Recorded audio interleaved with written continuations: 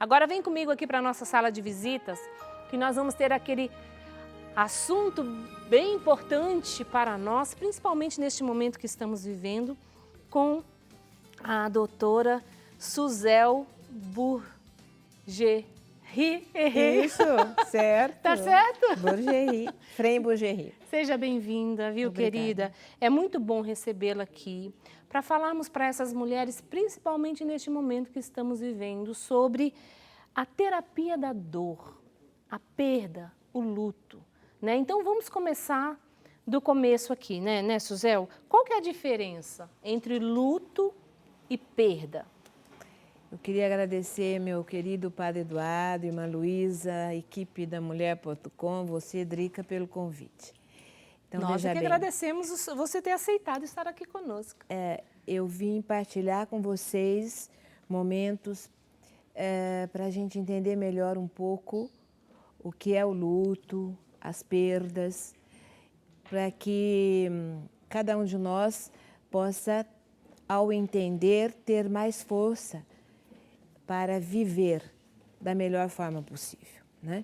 Então, você me fez uma pergunta, que é qual A a diferença diferença entre o luto perda, e aí, entre perda e luto, Perda né? e Porque às luto. vezes a gente, no passar da vida, na vivência, a gente vai achando que é a mesma coisa. É a mesma coisa? Sim, Ou não? não. Veja bem, ao longo das nossas vidas, ocorrem muitas perdas. Por exemplo, perda de uma chave, perda de um documento, perda dos óculos, perda do carro, não é? Mas todas essas coisas podem ser substituídas. Então, quando eu perco algo que posso substituir, chamamos de perda. O luto é a perda de um ente querido. Aí eu especifico, claro, está especificado cientificamente e para nós. O que é o luto? O luto é a perda, é a dor que sentimos pela perda de um ente querido que não podemos substituir. Por exemplo, a perda de um filho, de um grande amigo, do seu companheiro de 20, 30, 50 anos de vida. Então, quando eu perco esse ente querido, eu me encontro em processo de dor, do luto. Nós estamos vivendo, né, doutora Suzel, um momento onde muitas famílias têm perdido seus entes queridos por conta do coronavírus, né? E é um momento também onde muitas pessoas estão com medo de perder ou mesmo de morrer. Então, neste momento, eu acho interessantíssimo e muito providencial tratarmos deste assunto, né? Que é a dor, né? Então, como que é que vamos, como que nós devemos agir para poder ajudar as pessoas que estão à nossa volta a viver esse luto, a família, né? Assim, que se perdeu um ente querido, um sobrinho, ou uma tia, ou uma avó, todos estão sofrendo. Como é que essa família pode se ajudar para viver bem esse tempo de luto? Realmente, como você diz, é um momento muito difícil. Já é difícil perder um ente querido.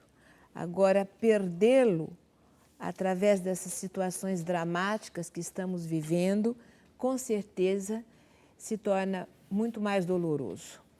Por quê? Porque esse ente querido, que pode ser seu pai, sua mãe, seu filho, um amigo, você primeiro não tem a oportunidade de estar com ele, Sim. de ser presença amiga ao lado dele. Então, imagina essa pessoa tão amada que se encontra absolutamente só, né? Ela tem a presença dos médicos, de toda a equipe profissional de saúde, mas ninguém da sua família. Então, estar só no momento de doença, no momento de morte, é muito difícil, não só para quem se encontra nesse estado, mas para os seus familiares. O fato de estar isolado do ente querido que está internado e etc., já é doloroso. Agora, perder a pessoa sem poder se despedir dela, e essa despedida é extremamente importante para que a pessoa possa elaborar o seu processo de luto, será muito mais difícil. É difícil viver a perda de uma pessoa amada. Agora, se você está ao lado dela e tem a oportunidade de estar até o último momento e se despedir e falar e abraçar, se torna menos doloroso do que acontece no momento. As pessoas não têm possibilidade de estar com seus entes queridos e eles são enterrados de forma totalmente desumanizada, o que dificultará muito a elaboração do processo de luto dos familiares. Esse luto pode durar mais, doutora, por conta Pode disso? durar mais, pode ser mais difícil em termos de sofrimento. E o que nós podemos fazer, nós amigos, nós família? Sermos presença amiga ao lado de quem está perdendo alguém, né, com essa enfermidade. No que eu posso te ajudar, do que você necessita. Oferecer amor, carinho, ternura, compaixão. Não é? E isso se faz, a melhor forma de fazê-lo é estar ao lado, ser presença amiga. E não lastimar, porém não agir, não fazer nada. Tome uma atitude concreta de se fazer presente com o seu amor, porque o que vai mantê-lo sustentado é o amor que ele receberá. Olha só, existem coisas, é uma pergunta assim meio diferente, mas existem coisas que nós não devemos fazer e falar, por exemplo, ali quando se está velando, né, no velório, e nesses momentos assim? Essa é uma pergunta assim extremamente importante, sabe, Drica? Porque muitos traumas de pessoas que perdem os entes queridos surgem do que falam as pessoas quando vão nos velórios. As pessoas vão aos velórios e o velório é um ritual para que a comunidade mostre o reconhecimento à família de que aquela pessoa que partiu era importante, né? Era amada também por ele, por ela, que vai ao velório. Mas a maior parte das pessoas não sabem o que dizer. Então, por exemplo, uma mãe que perde um filho. Aí a pessoa vai e fala: meus sentimentos, você perdeu esse filho, ainda bem que você tem mais 5. Como essas palavras entram no coração de uma mãe cujo filho, cada filho é único. Então, a dor dela será menor porque ela tem os outros 5? Não. É igual. Porque cada filho é um filho e é especial. Então, isso não consola em momento nenhum uma mãe quando ouve essa frase, esse dizer, essa fala. Então, precisamos pensar bem. Se você não sabe o que dizer, não diga nada. Só olhe com carinho. Se você não consegue olhar, estenda teus braços e abrace. Manifeste a sua presença amiga através de um abraço, não é? Ah, ele virou anjinho. Quem disse? Você está baseando em quê para dizer que a pessoa que morreu virou anjo? Virou anjo? Creio que não, né? Creio que não. Foi melhor assim. Deus sabe o que faz. Como foi melhor assim? Eu perdi meu marido num acidente tragicamente. Foi melhor assim? Não. Deus é amor, Deus não é causador de sofrimento algum. Ainda que ele tenha um câncer na terminalidade, as pessoas, quando a gente ama as pessoas, é difícil soltá-las e deixá-las ir. Então, foi melhor assim? Ficar sem ela? Não creio. Não é? A pessoa que está vivendo essa dor, ela diz: não creio.